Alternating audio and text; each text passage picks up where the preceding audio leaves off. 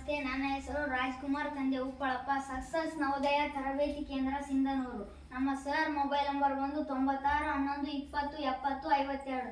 ಇನ್ನೊಂದು mobile number 96 11 26 70 52. ನನ್ನ ಪ್ರಶ್ನೆ ಬಂದು 1. ದ್ರವ್ಯದ 4ನೇ ಸ್ಥಿತಿ ಯಾವುದು? ದ್ರವ್ಯದ 4ನೇ ಸ್ಥಿತಿ ಯಾವುದೆಂದರೆ ಆಪ್ಷನ್ 1 ಪರಮಾಣು, ಆಪ್ಷನ್ ಬಿ ಧಾತು, ಆಪ್ಷನ್ ಸಿ ಮಿಶ್ರಣ, ಆಪ್ಷನ್ ಡಿ ಪ್ಲಾಸ್ಮಾ. 1ನೇ ಉತ್ತರ ಯಾವುದೆಂದರೆ ಆಪ್ಷನ್ ಡಿ ಪ್ಲಾಸ್ಮಾ. 2ನೇ ಉತ್ತರ ನೋಡೋಣ ಬನ್ನಿ. 2ನೇ ಉತ್ತರ ಘನರೂಪದ ಇಂಧನ ಯಾವುದು? Option A petroleum, option B diesel, option C ಕಲ್ಲಿದ್ದಲು, ಆಪ್ಷನ್ ಡಿ ಪಾದರಸ. 2ನೇ ಉತ್ತರ ಬಂದು ಆಪ್ಷನ್ ಸಿ ಕಲ್ಲಿದ್ದಲು. 3ನೇ ಉತ್ತರ ನೋಡೋಣ ಬನ್ನಿ ಫ್ರೆಂಡ್ಸ್.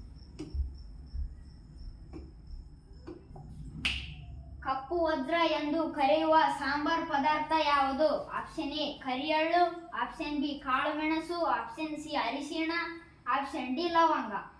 3ನೇ ಉತ್ತರ ಯಾವುದೆಂದರೆ ಕಾಳುಮೆಣಸು, ಆಪ್ಷನ್ ಬಿ. 4ನೇ ಕ್ವೆಶ್ಚನ್ ಅನ್ನು ನೋಡೋಣ ಬನ್ನಿ ಫ್ರೆಂಡ್ಸ್.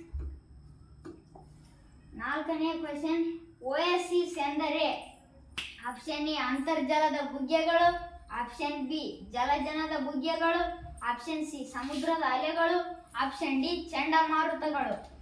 4ನೇ ಉತ್ತರ ಬಂದು ಆಪ್ಷನ್ ಎ ಅಂತರ್ಜಲದ ಬುಗ್ಗೆಗಳು. 5ನೇ ಪ್ರಶ್ನೆ. 5ನೇ ಪ್ರಶ್ನೆ, ಕೀಟಾರಿ ಸಸ್ಯಗಳಿಗೆ ಉದಾಹರಣೆ?